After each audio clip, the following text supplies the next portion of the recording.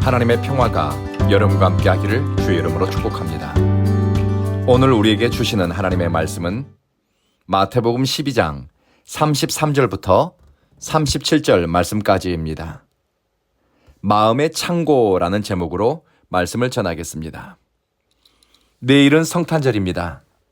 온 교회 예배자들은 내일 오전 11시에 성탄 예배를 드리고 새가족 환영회 그리고 성탄 만찬을 함께 나눌 예정입니다. 이 말씀을 듣는 여러분을 온 교회 성탄 예배와 만찬에 초대합니다. 그리고 성탄절 새벽 기도에는 성탄 예배 관계로 드리지 않습니다. 사람의 마음 속에는 창고가 있습니다. 이 창고는 무엇이든지 담을 수 있고 또 무한대로 저장할 수 있는 곳입니다. 필요하다 싶으면 언제든지 무엇이든지 꺼내 쓸 수 있는 곳입니다. 선하고 좋은 것을 쌓아 놓을 수도 있고 악하고 나쁜 것을 저장할 수 있으니 이 창고의 사용법은 마음을 쓰는 주인의 의지에 따라 달라집니다. 철학, 욕구, 지혜, 탐욕, 의지, 생각, 욕망, 교훈, 종교, 사상, 가치, 희망, 용기, 악한 의지, 선한 뜻과 습관, 별의별 것을 듣는 대로, 읽는 대로, 경험한 대로, 무한대로 쌓아 놓을 수 있으니 이 마음속 창고에 무엇이 쌓이는지는 주인의 성향과 됨됨이에 따라 달라집니다. 오늘 말씀은 마음에 관한 말씀입니다. 그리고 이 마음은 언어를 통해 표현되고 또 표현된 언어는 개인의 됨됨이와 내면의 상태를 드러내는 지표가 됩니다. 종교적인 사람이라 존경받고 높은 도덕성과 율법에 대한 지식 때문에 영향력을 가졌던 바리새인들은 사람 보기에는 신실하고 헌신된 사람처럼 보였습니다. 하지만 그들의 속내와 영혼의 상태는 예수님과 나누는 대화를 통해서 예수님께 건네는 언어를 통해서 그들이 누구인가, 그들 속에 무엇이 있는가를 여과 없이 드러냈습니다. 예수님이 수많은 사람의 병을 고치고 그들의 영혼의 문제와 사회적 관계를 회복시키는 것을 보고서 바리새인들은 예수님이 마귀의 힘을 빌려 기적을 행한다고 악한 뜻을 가지고 말을 지어내고 또 전했습니다. 예수님은 종교 지도자들의 유대 종교에 헌신된 사람들의 천박한 영성과 수준 낮은 의식을 보면서 이렇게 말씀합니다. 생각해 보세요. 나무가 좋으면 그 열매도 좋소. 하지만 나무가 나쁘면 그 열매도 형편없소. 나무는 열매로 됨됨이를 통해 알게 되는 법이요. 이어서 예수님은 당시 이스라엘에서 가장 치욕스럽고 상스러운 욕을 하며 바리새인들의 이중성과 외식, 기만과 독선을 질타합니다. 독사의 자식들아, 당신들이 악한데 어떻게 선한 것을 말할 수 있겠소? 사람은 마음에 흘러넘치는 것을 입으로 말하기 때문이요. 선한 사람은 선한 것을 보물로 쌓아둔 창고에서 선한 것을 꺼내놓소. 그러나 악인은 악한 것들을 보물로 쌓아둔 창고에서 악한 것을 꺼내놓소. 사람들이 무슨 쓸데없는 말을 하든지 심판날에 그것에 대한 책임을 지게 될 거요. 당신이 한 말로 의롭다고 여겨지고 또 당신이 한 말로 죄 있다고 판결을 받을 것이요. 예수님은 인간의 마음에서 선한 것도 나오고 악한 것도 나온다라고 말씀하십니다. 마음에 쌓아놓은 것이 언어로 표현되고 마음에 담아놓은 것이 말로 구체화되기 때문에 언어는 내 내면의 상태, 내 존재를 드러냅니다. 지금까지 살아왔던 삶의 흔적, 내가 추구하고 살아왔던 인생이 언어에 담깁니다. 사람이 말할 때 어떤 언어를 사용한다는 것은 단순히 머리에서 나오는 것이 아니라 마음속에 쌓이고 저장된, 축적된 생각과 감정이 차고 넘쳐서 흘러나온다라고 주님은 언급하셨습니다. 바리새인들은 하나님의 역사와 신비를 보고서도 마귀의 역사처럼 악한 뜻을 가지고 비하했고 폄훼했습니다. 의도를 가지고 예수님에 대해 적대적이고 악한 말을 지어냅니다. 거짓을 통해서라도 예수님의 사역과 인격, 예수님의 영향력을 무너뜨리고 싶어 했습니다.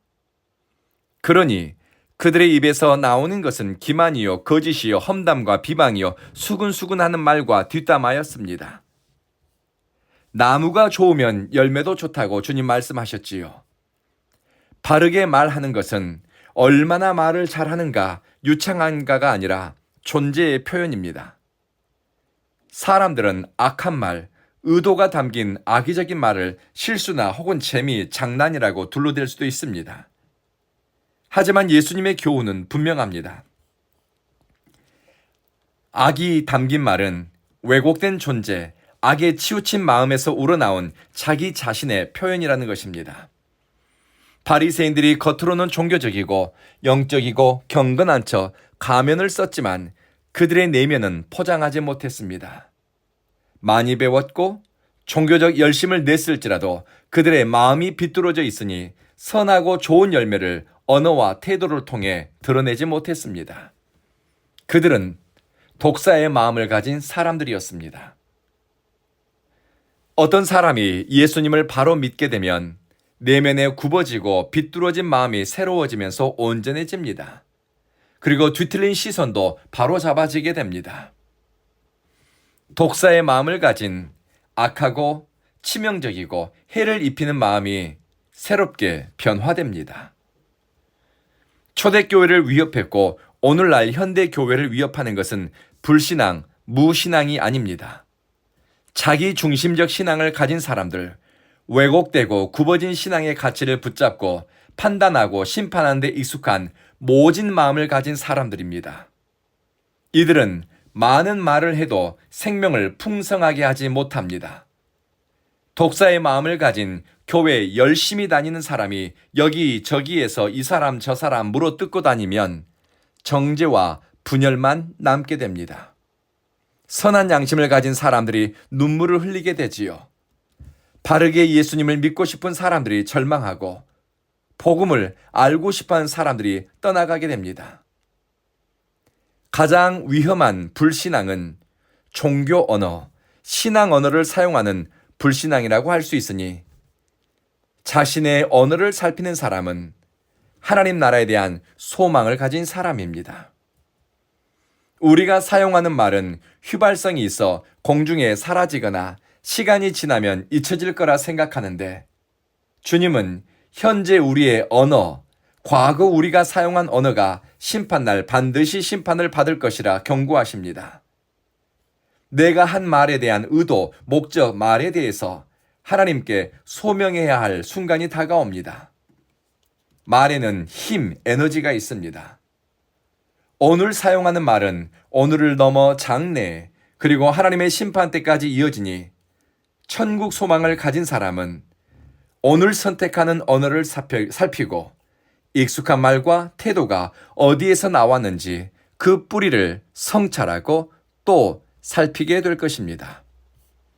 복음은 시시비비를 가리는 이치에 딱 맞는 말이라기보다는 살아있는 말이고 살아가게 하는 언어를 통해 전달됩니다. 교리적으로 완벽하고 논리적으로 합당해도 사람의 심령을 상하게 하는 말이 있고 부족하고 허술하지만 사람을 살리는 말, 또 살아있는 언어가 있습니다. 사랑이 담긴 말은 살리는 말입니다. 겸손한 말은 심판하고 판단하는 것을 주의합니다.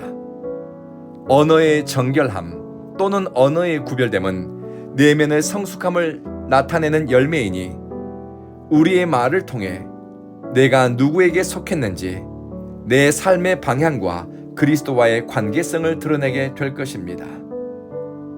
복음의 능력은 그리스도께 속한 마음, 그리스도를 닮아간 마음의 흔적을 통해 나타납니다. 기도하겠습니다. 자비하신 주님, 우리가 사람들에게 전하는 말의 방향과 의도를 살피며 말하게 하소서. 말 한마디에도 성찰하는 주의가 있고 하나님이 기뻐하시고 생명을 살리는 말을 선택하기 위해 생각하게 하소서. 겸손한 말에 길들여지고 사랑의 언어와 격려의 언어, 칭찬과 인정의 언어를 일상에서 살아가는 사람들과 또 교회 안에서 사용하면서 익히고 연습하게 하소서. 사랑하는 주여, 우리 온 교회를 출입하는 성도들은 이곳에서 마음이 밝아지고 일상의 기쁨을 발견하고 또 예배의 능력을 회복하게 하소서. 예배가 삶의 중심이 되고 하나님 앞에 경배하며 삶의 중심을 낮추는 겸손이 몸에 배게 하시며 이곳에서 서로에게 사랑과 격려, 위로와 평안을 전하기 위해 뜻을 모으면서 예수님 닮은 사람으로 성장하게 하소서. 내일 드리는 성탄 예배와 크리스마스 만찬이 주님이 주신 복된 시간이요, 서로에 대한 사랑과 신뢰가 깊어지고 자라는 기회가 되게 하소서. 주님을 사랑하는 성도들의 모임인 온 교회에 복을 내리시고 영적 부흥과 더불어서 다음 단계로 도약을 위한 성장이 일어나게 하소서. 예수님 이름으로 기도합니다. 아멘.